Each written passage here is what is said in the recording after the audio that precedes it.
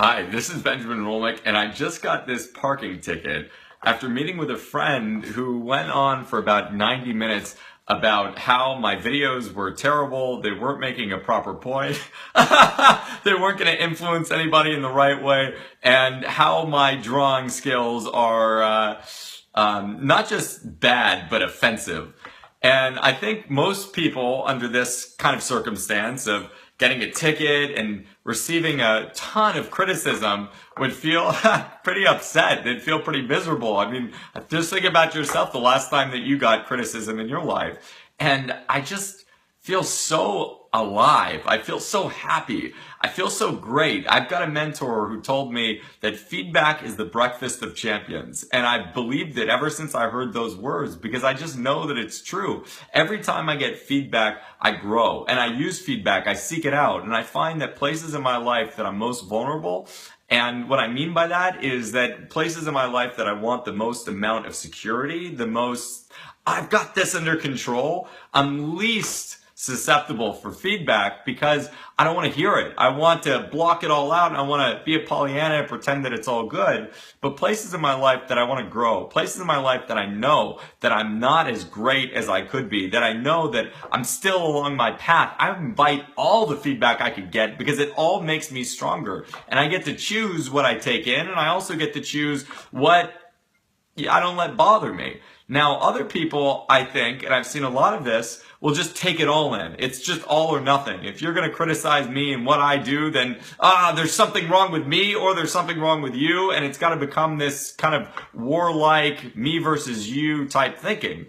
But I don't see that at all. I see that we're all here on this world to help empower and help each other grow. So anyway, specifically, there's a reason why I'm making a video like this right now. And what I'm talking about is myself. What I'm talking about is my own personal experience.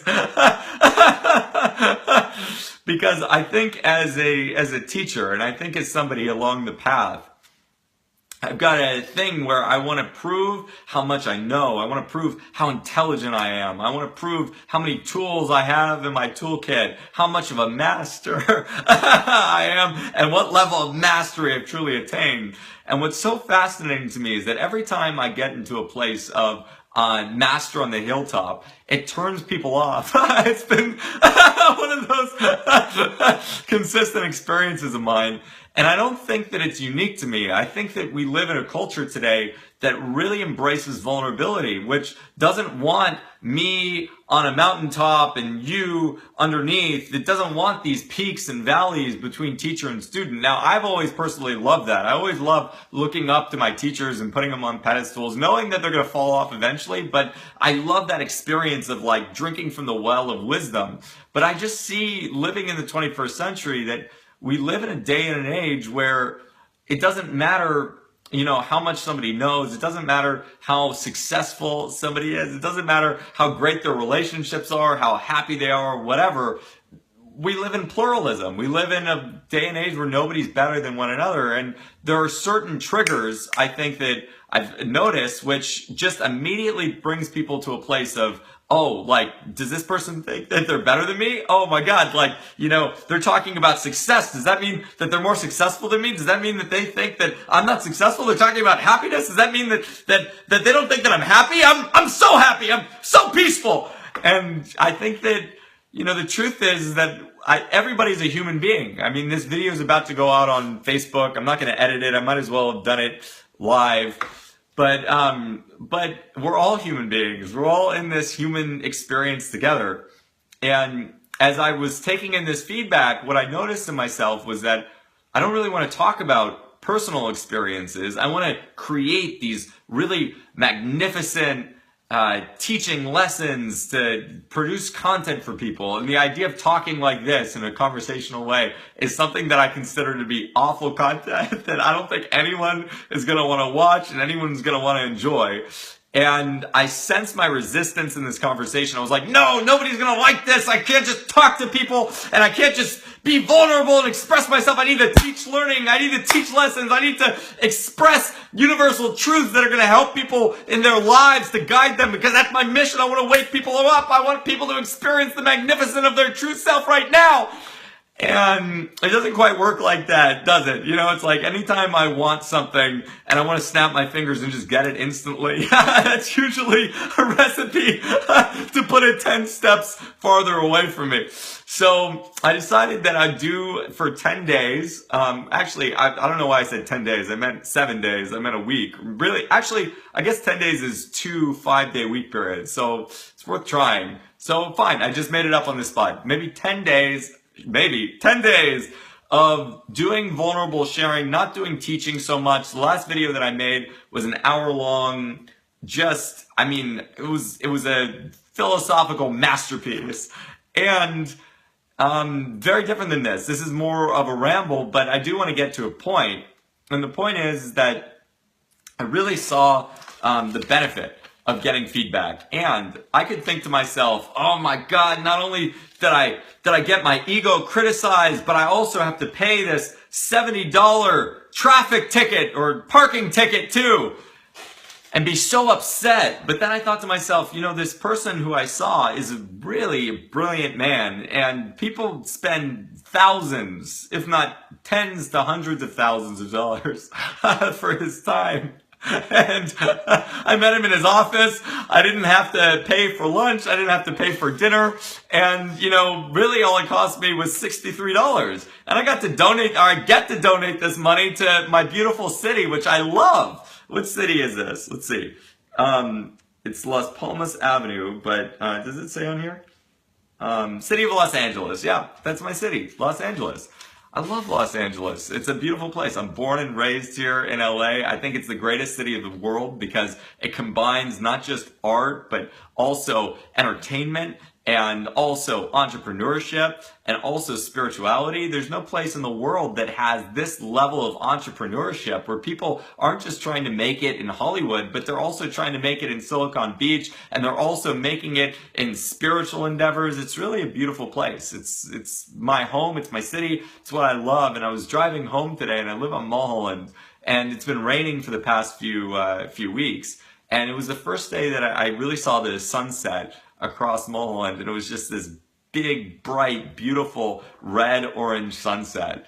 And my heart was filled with so much love, so much gratitude that people care enough about me to want to help me grow, to want to help me succeed in my mission of helping other people. And part of that is making these videos better. Part of that is making these videos more effective. And it's just, I'm so touched by that. And I felt it deeply in my heart as I watched the sunrise kind of fall over the mountain and called everybody out, taking their cameras out and taking photos. And I thought of this Rilke poem, which I love, from the Book of Hours. And Rilke writes, Ich lebe mein Leben in waschen Ringen, which basically means I live my life in widening rings. I may not complete the last one, but I give my life to it. I circle around God, the primordial tower. I've been circling for thousands of years, and I still don't know what I am. Am I a falcon, a storm, or a great song? And I love that idea of I live my life in widening rings.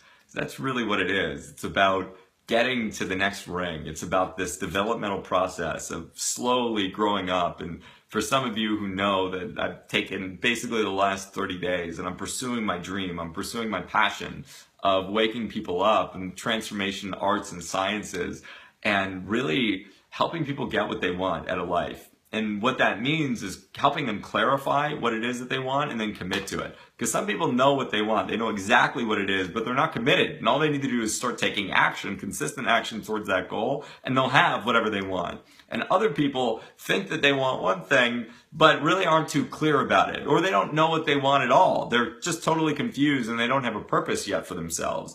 And I really love what Elizabeth Gilbert says, because it's not about having necessarily this massive beaver-like purpose of I need to build a dam in my lifetime that will change the entire ecology, that'll change the entire world. But it could be the hummingbird purpose of curiosity, not a passion necessarily, but of curiosity and exploring life and experiencing all of the wondrous, magnificent, amazing things that the world has to offer, like a sunset, or like a flower, or like the smile of another individual, or like the joy of growing a family, or reading a great book. There's so much more to be said. There's so much more to think through, and I'm excited for this experiment. I think what I'm going to do is, because I'm a pretty disciplined dude, when I can, over the next 2 weeks at 10 a.m. my time, check in and probably do a Facebook Live and really talk and share where I'm at right now with my journey. I'm on a 2-year path right now of learning as much as I can. I say that I'm enrolled in Hogwarts, the school of magic and wizardry. That's my 10-minute timer. So I am on Chronos and Kairos time right now, and I've just added a new piece of that. Thank you, Jessica. And the new piece of my 10-minute timer is every time it goes off, I'm thinking to myself, how can I make my life even better like right now? How can I enjoy even more of myself in this moment? So every 10 minutes I can experience just better life, better quality experience, more joy, more passion, more everything. So, wow, my heart is just so I'm so happy right now. I just have these hits of happiness now. And like, literally, I felt the other day that I'd taken 10 shots of espresso. I just felt like ripping off my clothes and so joyful, just so out of my mind happy. And I feel that right now. It's this feeling of gratitude just bursting forth of, I get to live this life. I get to live this experience. I get to share. I get to really share. Because I wasn't always somebody that shared. I was somebody who was so afraid. I remember in high school when I was in 7th grade, I was so terrified of going out that I would tremble if I even had to go to the mall with my dad and my brother to watch a movie, because I was so afraid of being seen. I was so afraid of people looking at me. And now I'm making a video, talking to myself and talking to you and talking to the world and exposing myself as much as I can, and hopefully inviting you along this journey with me, a journey towards mastery, self-mastery, a journey for both of us to experience our own self-mastery, to grow in the areas that we're strong, to emphasize that, and also not to necessarily focus on our weaknesses, but to account for them, to deal with them, to deal with the truth of our weaknesses so that we can do better, so that we don't get pulled down by them. That's the story of Achilles and the Achilles heel. So for me right now, according to my new video friend and advisor, it's not to make drawings on a poster board, because apparently they're very confusing. So I'm going to experiment with that, and I'm going to see what happens from this experiment. And either it works, and I'll keep going down a direction like this, or it won't work. And I'll switch back and I'll do little bite-sized pieces of content, and I'll experiment with that. So much love, many blessings. And who could you ask for feedback in your life right now? Who would be a risk to ask for feedback? Because maybe it's a parent. And to really care what they have to say, to really take it in, and not to take it personally, not to think of it as an insult or to your worthiness or a challenge to how good you are as a person, but rather as an opportunity to experiment, as an opportunity to learn and to grow. So much love, many blessings, and feedback is the breakfast of champions, baby. Yes!